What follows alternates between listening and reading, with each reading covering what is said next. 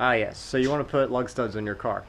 Maybe you broke them off, or maybe you want to put some longer ones on because you're going to put some spacers on. Either way, the idea is still the same behind it. This is a stock one, and we'll be removing those in favor of some ARPs. So stay tuned. This will work on basically any Toyota or any other splined lug stud type of vehicle. So the idea is still the same behind it. So anyways, let's get to it.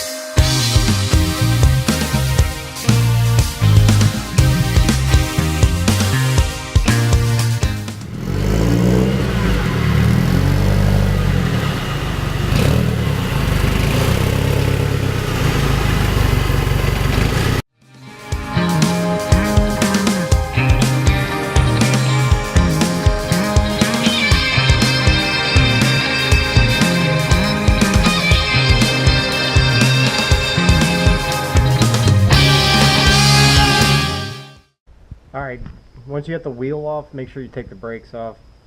You can't easily install them with the rotor in the way. So go ahead and just remove that all. It'll make everything a lot easier in the long run.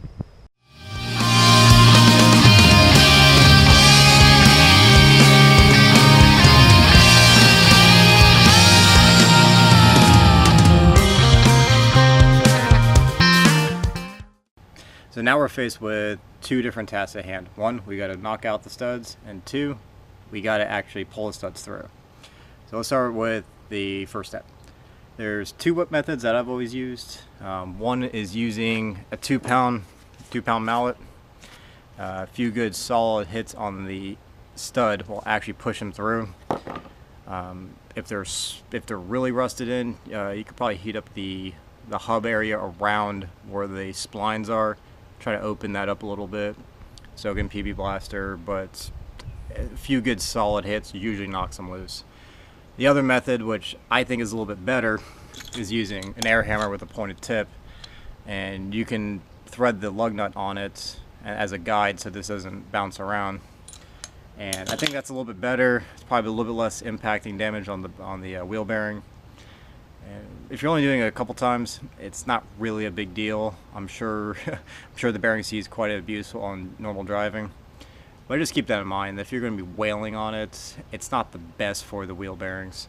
So anyways, let's get started. I'll show you both methods, and you can choose which one you want to do.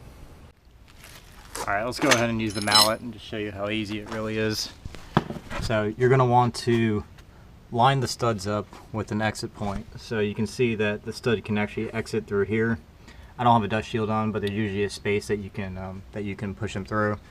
If you were to push them through somewhere else over here, you can never get the stud out, so you would have to rotate it afterwards. So anyways, this is where I want to do it. Like I said, it should just be a few good whacks. And just like that, they're free. Whacks. Just like so. That wasn't too bad, and you can do that 5 times total and remove all the studs if you ever need to replace them all. I'll go ahead and show you another method. Alright, for this method you're going to want to find maybe an old open end lug nut. You can use your own. There's a chance of you screwing up the threads, so I always like to keep a few of these on hand. Plus later on when you draw the studs through, we're going to be using the lug nuts again anyways, so make sure you just have a few spares. And these are actually the OEM ones. The cap has been removed on it. If not, you can go down to the auto parts store and pick up any one for a couple bucks. So go ahead and thread it on.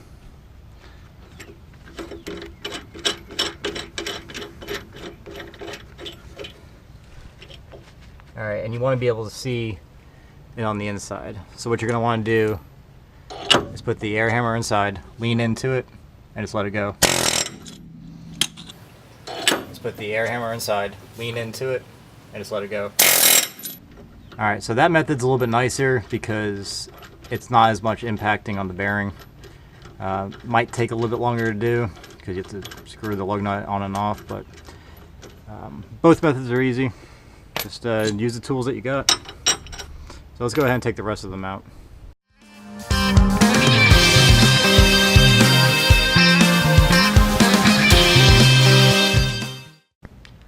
Alright, so knocking them out is pretty easy. Putting back in takes a little bit more effort. So what I like to use is a bunch of washers and nuts, lubricated, and then using an old lug nut, and I like to draw them in by tightening down a lug nut with an impact. And you got to be careful when you're using an impact, because you generally have the tendency to over tighten it. And I like to watch on the back where it's drawing up to the hub, and once I see the gap disappear, I stop. And I've actually done it before where I just kept going, trying to make it as tight as possible, and I actually wound up stretching the threads on a few of them, and I had to redo, I think, 3 or 4 different lug studs. Live and learn, but you tighten them up to where it stops at the hub, and you don't do any more. And make sure you test afterwards before you try to put the wheel on and everything, that they still fit. So anyways, let's go ahead and bring these in.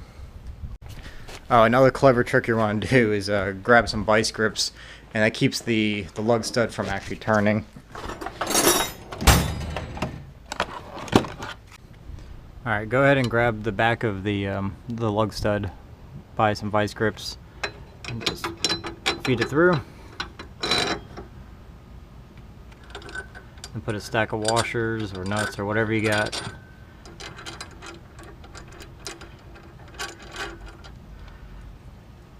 A little lubricant. Put the lug nut on.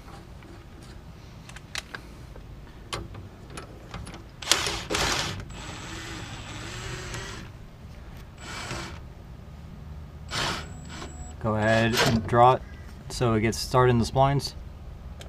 And then remove the vice grips. Keep track of the distance to the back of the stud to the back of the hub, and once that closes up, stop using the impact. And just like that, we're closed up and good to move on to the next one.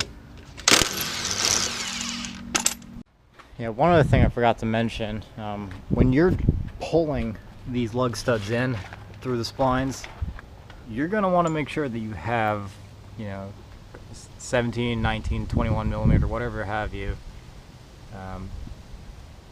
type of lug. And the reason why is that this style, this is, the Gorilla spline. You can get knockoffs everywhere. Maybe Gorilla's even a knockoff. You can get these anywhere, but the problem is these keys like to crack. And just from years of using these, they generally will break when you use an impact. I try to make them too tight. I've already had one break, and ever since then I actually tighten up everything with my small 3/8 impact, but I always will actually fully tighten everything with a either a torque wrench or a long breaker bar, and I won't do any impacting force on it. So if you're going to use this to pull up your studs using the impact, hopefully you got another key, because these things, like I said, like to crack. So I know some people are going to ask, no, these are not the IS300 lug studs. The IS300 lug studs don't have the speed nose on it. These are actually for a Mitsubishi Lancer Evo 8. Part number is 100-7717. They work just fine. They're about 3 inches long, a little bit longer than the IS300s, and that's actually what I needed. Even for my 15mm spacer, I needed that much extra lug stud. And it's just because the work equips have such a large backing pad where the lug nuts mount to. So I actually had to do extended studs to even get them on. So no, I'm not going for a hella flush fitment. It's just what I needed. So anyways, any questions, post them below. And if you like what you see, subscribe, and I'll try to get some more videos out there. So anyways, stay tuned.